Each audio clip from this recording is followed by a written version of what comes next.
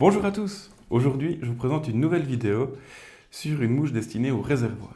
Alors, c'est pas vraiment une mouche, c'est plutôt une nymphe, c'est quelque chose qui va couler, qu'on va utiliser pour pêcher au fond de l'eau ou à une profondeur bien définie à la base.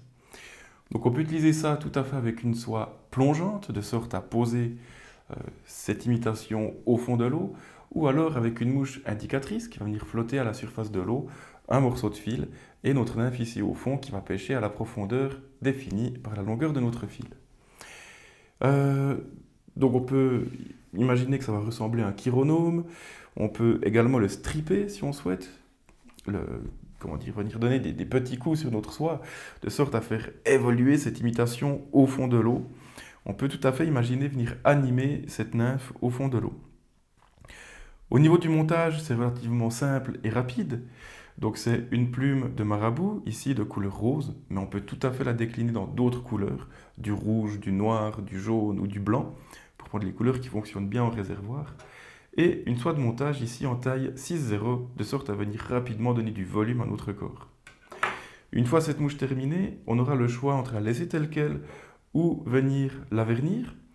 Alors si on la vernit, ça va légèrement changer la couleur de notre corps, il va devenir à peine plus foncé, alors que si on ne la vernit pas et qu'on a une soie de montage de la même couleur que notre marabout, on aura un truc vraiment d'une couleur homogène.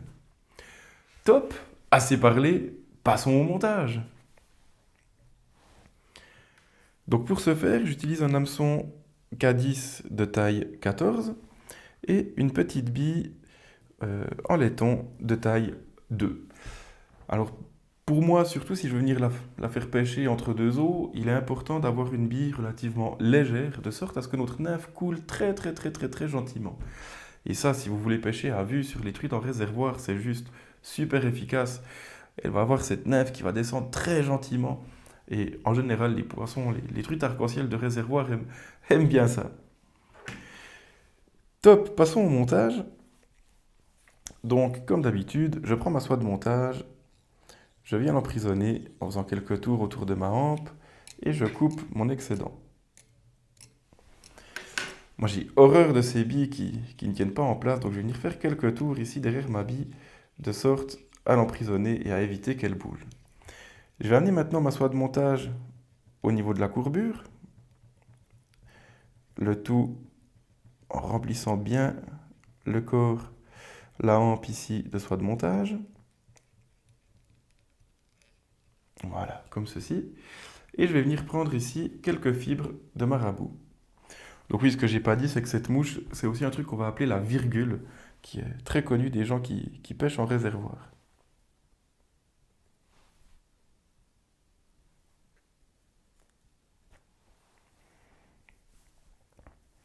Donc je vais prendre une bonne pincée ici de marabout et je vais venir l'emprisonner sur la hampe de mon hameçon.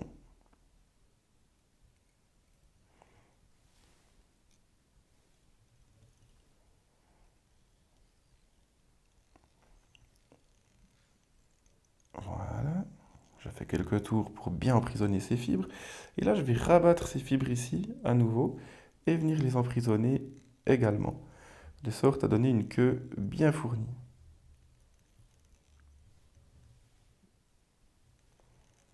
Voilà.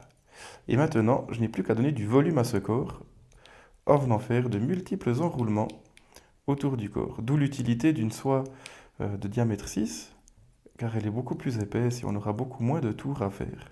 Donc ça prend moins de temps et c'est moins fastidieux.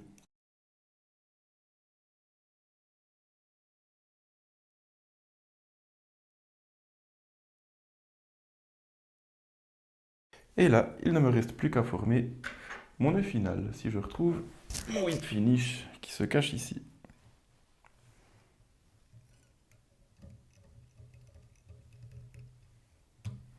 Voilà, comme à mon habitude, je fais deux fois le nœud, de sorte à ce que si le premier se détache, le deuxième continue de tenir. Voilà, on va couper ici l'arrière de notre queue à la longueur désirée. Alors, ne pas hésiter à laisser un petit peu de longueur, car c'est ça qui va donner de l'animation, donner un petit peu de l'effet sous l'eau. Et puis maintenant, cette mouche pourrait être terminée comme ceci, ou alors on pourrait venir encore la vernir. Bon, pour la vidéo, on va du coup la vernir.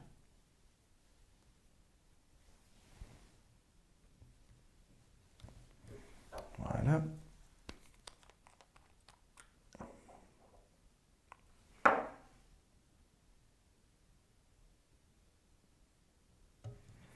Un petit coup de vernis dessous.